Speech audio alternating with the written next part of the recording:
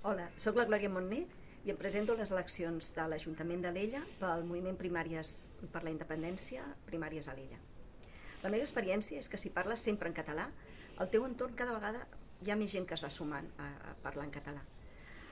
Una mica els catalanoparlants tots som una mica activistes per la llengua.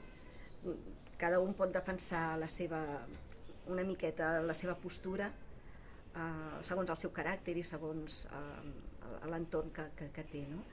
Però si tots ho féssim, si tots fóssim aquests activistes per la llengua, l'ús del català a nivell social faria un gran pas.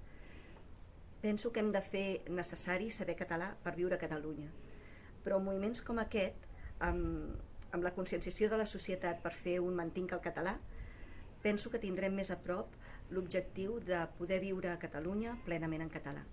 Aquest també és el meu objectiu.